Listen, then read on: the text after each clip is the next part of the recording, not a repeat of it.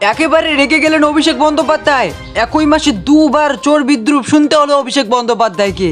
কর্মী বিক্ষোভ নিয়ে হুমকিও অভিষেকের, যারা করেছে সবাইকে চিহ্নিত করেছে অভিষেক। খেলা শেষ করার হুঁশিয়ারও দিয়েছেন অভিষেক বন্দ্যোপাধ্যায়, যা নিয়ে বর্তমানে তুঙ্গে রয়েছে পুরো রাজনৈতিক মহল। চোর চোর চোর চোর চোর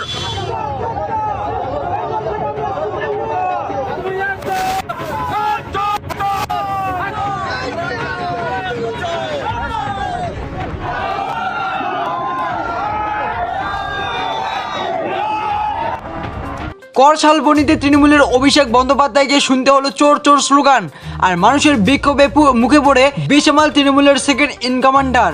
খেলা তুমি শুরু করেছো, শেষ আমি করব। আদিম হিংস্র মানবিকতার আমি যদি কেউ হই, স্বজন হারানো শ্মশানে তোদের চিতা আমি তুলব। এই মন্তব্যের পাল্টা জবাব দিয়েছেন বিজেপি। উনি বললেন যেখানে যাচ্ছি হাজার হাজার লোক দাঁড়িয়ে জয় বাংলা বলছে।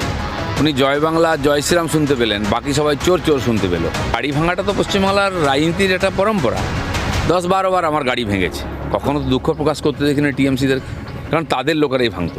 অভিষেক বন্দ্যোপাধ্যায় এবং তার পিসি, এদের দুজনেরই কানে জয় শ্রীরাম বাজে। ওদের বিজেপি ফোবিয়া হয়ে গেছে।